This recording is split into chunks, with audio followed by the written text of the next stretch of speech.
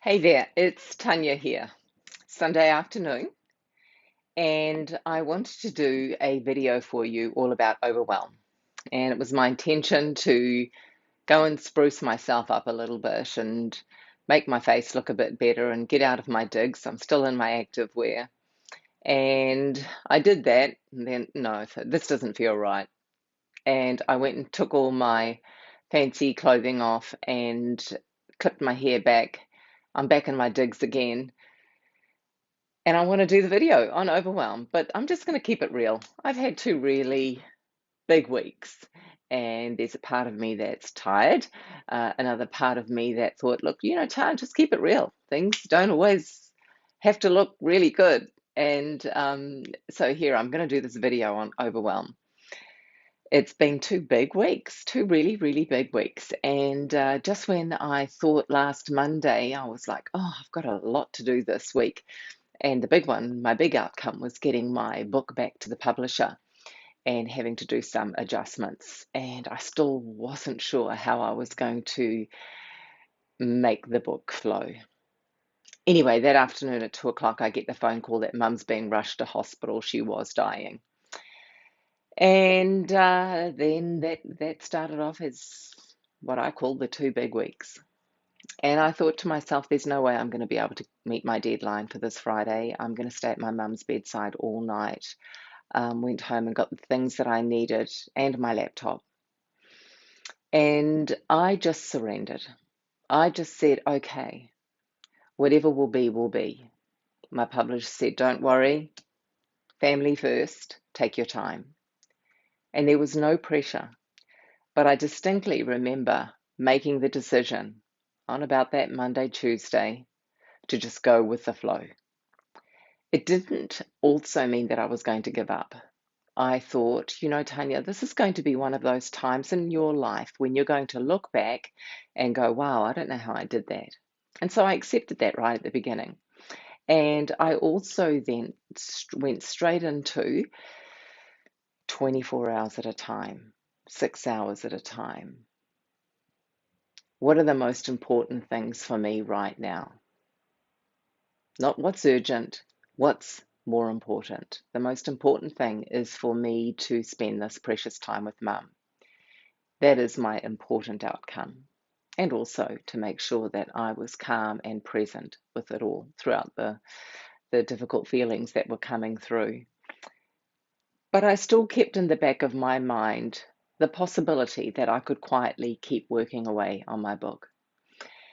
And the reason I'm sharing this personal story with you is to let you know that sometimes when you're like this, the magic just doesn't flow. It doesn't flow. I just went from this on the Monday going, oh wow, how am I going to get this done? To being in a very stressful situation and then just letting go. I just went, whatever will be, will be. However, I didn't switch off.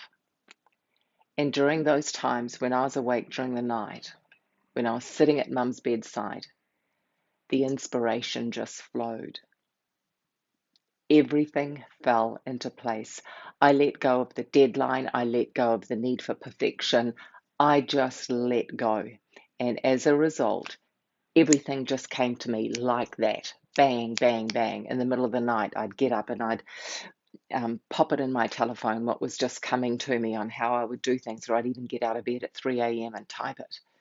It just flowed. Even though I had a situation where my mum was dying. She hasn't, by the way. She's still with us. Miraculous.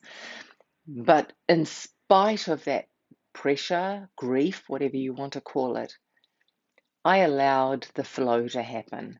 The words came, the inspiration came, and it happened like that. And I got my book back to the publisher 4 days after I had the moment and mum was in hospital. It happened that quickly.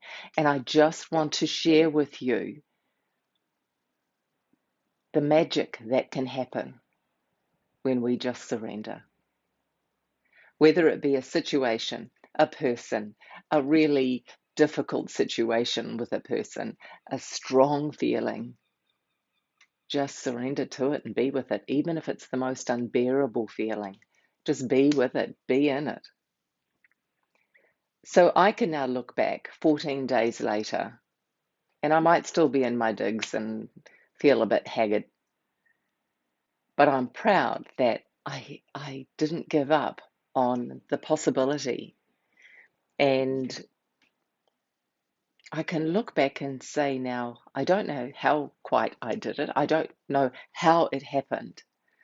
But the fact was, I think the big thing was just surrendering to it and the calm that came to me. And then the how just magically happened. True story. It just magically happened. So I've written all this down about what's happened in the last 2 weeks on the power of surrender, the power of letting go, yet still focusing on that end outcome. I still thought, no, if I can get this back to the publisher real quick, I'm going to do it. I didn't know how it was going to happen, but it did happen. So this for me is one of those miracle moments where I'm going to remember next time life throws a curveball at me.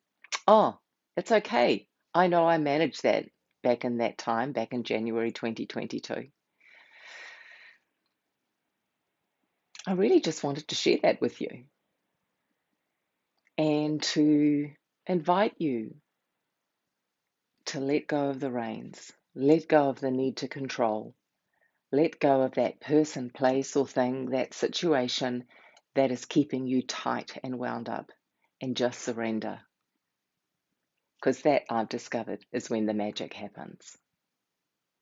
Mum, on the other hand, bless her heart, I think she's going for the World Record, Guinness Book of World Records on the person who's been most anointed at the end stage of her life. I think she wants that record.